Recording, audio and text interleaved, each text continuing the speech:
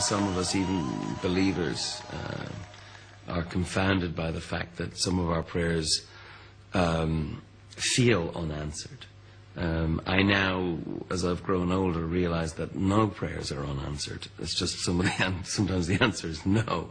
I think it was in an interview, you were arguing the point that you could either believe in Jesus Christ as the Son of God, or you'd have to call him a nutcase, but to just say that he was a good man doesn't work. We are faced with a very difficult choice, therefore, because this man went to the cross, you know, saying he was what had been prophesied about, and that he was God made flesh, and that, you know, that God so loved the world that he tried to explain himself to the world by becoming like us. And I'm so fascinated by the idea of the child born in, you know, straw poverty. For me, there's a poetic power to that.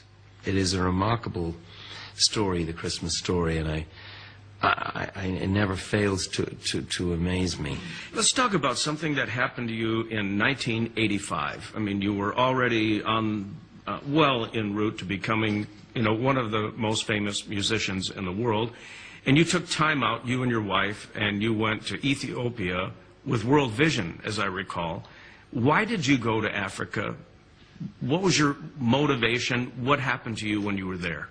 Well, I was a part of the Live Aid, the first Live Aid, which was in 1985. And so Live Aid was organized to try and raise money to pay for food for people in Ethiopia and relief. So this really rang every bell inside my head. And as a result, myself and my very young wife went off to Ethiopia, and we worked there for a while in an orphanage, just under the wire, no cameras, just to try and figure out what was happening. This was a different kind of poverty. This was people of great dignity, reduced to begging for food. And Ethiopians are very royal people. I mean, they're extraordinary looking, and a striking group. And to see them with their heads shaved inside the camp or outside the camp, to see them queuing up just to stay alive, was something I was never going to forget. Women carrying 3 children, you know, older people had been left behind on the journey, and I asked the question that I'm sure so many people asked, which is, how could this be that in a world of plenty, people could be let starve to death? And of course, as you grow up, you think, well, you know, that's just the way of the world. Well, yes, it is. That is the way of the world. But it is not the way the world has to be. And if that is the way of the world, we have to overthrow the way of the world. I remember saying to Ali on the way back, we will never forget this. And I remember her looking to me and going, you know we will. Because that's, to carry this with you is every day is, you know, it's too much. But we were both clear that at some point we would be called upon to revisit these questions that in truth were probably too big for our young minds. So around about, you know, the end of the middle of the 90s, about 98, I was ready to receive a phone call, which I did, from Jamie Drummond, who now runs Data.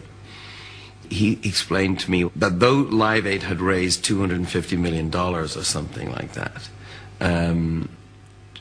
Africa was spending or returning in debt service payments to us in the West about $250 million a month.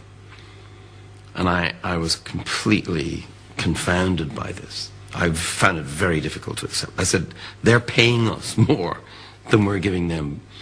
And so I started to study the economics of it. And I thought, well, this is nothing to do with charity. This is a justice issue. And I became involved in the Jubilee movement and the debt cancellation movement, based on a scriptural idea. Redemption. Redemption is an economic term. We forget this. It seemed like you had two full-time vocations. I mean, you were doing the rock music still, but every time I turned around, I saw you lobbying somebody. You were making trips all around the world trying to gain the attention of prime ministers and leaders to the plight of the poor in Africa. And pastors. And one night you showed up at Willow Creek Community Church, 10 o'clock at night on a bus, and you wanted to meet with my wife and me, and you came up to my office and you vision casted us. You know, you were saying, how come you churches are not getting on board with the greatest social crisis of our day? It positively upends God's order of things. You know, why would a film star or a movie, a rock star or a sports star, why would they be more important than a nurse or a fireman or a mother? I mean, it's actually ridiculous.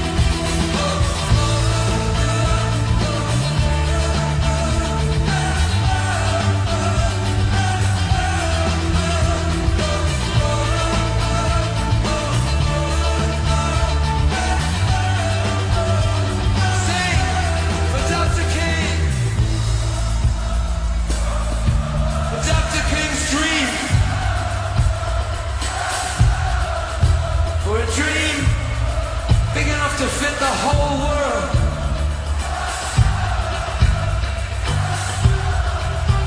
A dream where everyone is created equal under the eyes of God.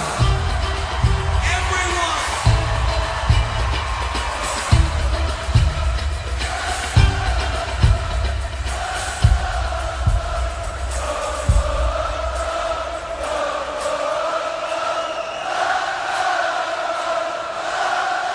You know, it's really a definition of who is your neighbor.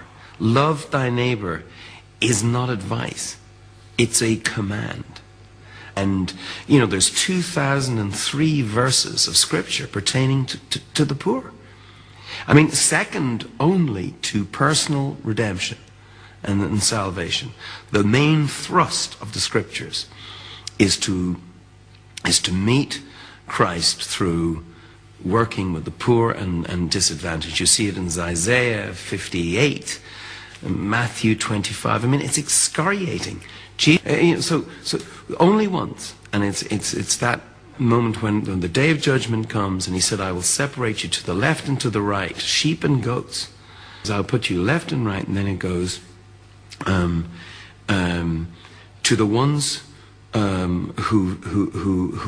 who clothed me when I was naked, who fed me when I was hungry, who visited me when I was alone, when I was in prison. These are my people. And they say, oh my God, well, you know, but that's not you.